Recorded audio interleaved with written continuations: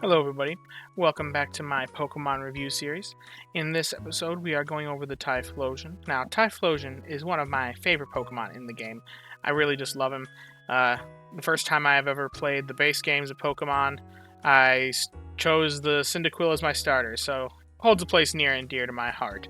So, now, Typhlosion, he's one of the three Gen 2 starters, along with the Meganium and the Feraligatr, and these guys are the top of the line berry specialists, especially at their respective islands. Typhlosion, in that case, is going to be your best berry specialist at top. So, this guy exists pretty much at the top of the metagame, or should I say at the top of the metagame. Anyway, so, being a fire type, he's got the snoozing sleep type, pretty typical stuff. Berry specialty. All the Gen 2 starters have this Charge Strength S variable skill. I think it's one of the best skills for a berry specialist to have, because it's not kind of useless, but it does just give strength to Snorlax. It's one of the easiest skills to use, so I think it's just kind of powerful, especially on the berry specialists. Yeah, they're not going to be proccing Valve that often with proc rates like 3.9%. This is lower than, say, the Meganium, which I just went over in the last episode, but the Typhlosion has a significant boost over like the Meganium in speed. It's got a 40-minute frequency, which is pretty fast. It's not the fastest in the game. It's not like the Raichu, which has 36 minutes and 40 seconds.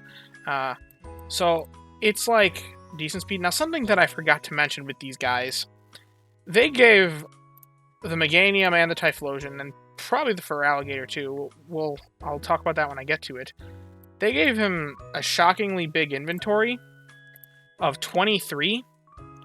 I don't know what the purpose of this is, because it's a berry specialist, so it doesn't really care about inventory. If it fills up, then it just sneaky snacks, which is in some ways better than not sneaky snacking. Watch my sneaky snacking video in the mechanics talks if you're interested to learn more about that. But it's not really bothered by having its inventory full, so why they gave it a 23 inventory, I'm not so sure about, because that can go up to 33 after evolution, and up to 41 after you take into account ribbons if you sleep with this guy enough. So one real interesting application of that is carrying strength into the new week. You don't gain benefits from sneaky snacking on Sunday nights into Monday mornings.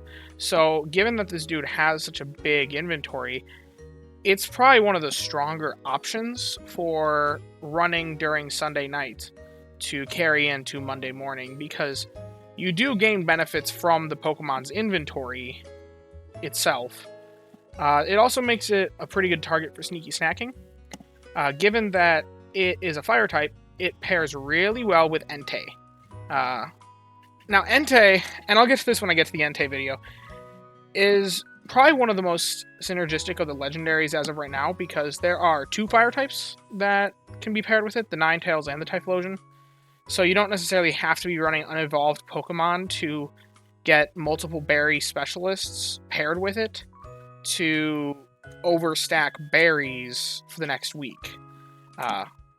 If you do, that's cool, but this guy, he also has a higher base inventory, so if you run him for some time, you can get his base inventory, and then you can overstack on top of already a pretty high base inventory. So overall, the Typhlosion, very powerful for overstacking, especially since it can be paired with the Ninetales and the Entei for overstacking purposes. Probably the best one for that purpose, honestly. But, as for typing, now, he's got a bit of a faster speed, but he's got a bit of a weaker berry than the other two. The Oran berry of the water types and the Duran berry of the grass types, I believe, are 30 and 31 base value, while the fire berry is only 27. So it hurts a little bit there, but it more than makes up for it with its faster speed.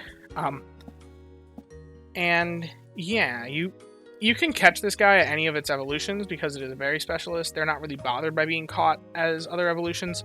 However, then you will be hurting a little bit more in the inventory for overstacking purposes, so yeah. Then, when it comes to the Typhlosion's ingredient list, it's got ginger herb oil. I like this ingredient list. It's pretty synergistic.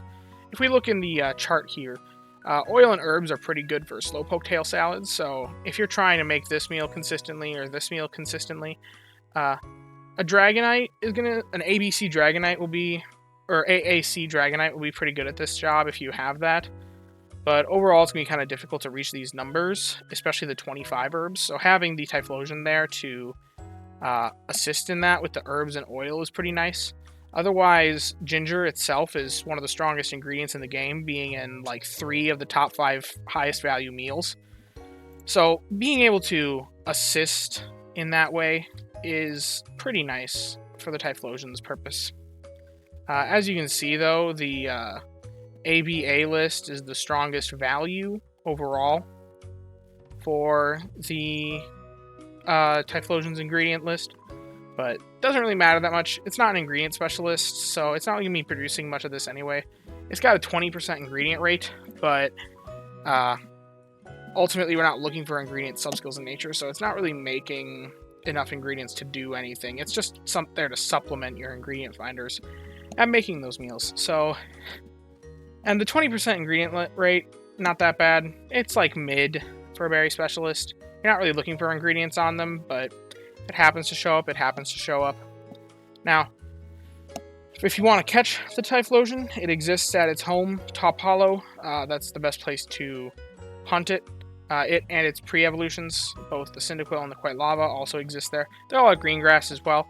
If you can catch it before you go off the top, then that's pretty helpful, but in my experience, it's pretty difficult to hunt anything at green grass just because there's so many things there that the pool is so watered down that it's difficult to really encounter the one thing you're targeting. So, yeah, I hope you learned something about the Typhlosion. Like I said, one of my favorite Pokemon in this game, and I hope you've enjoyed. Thank you.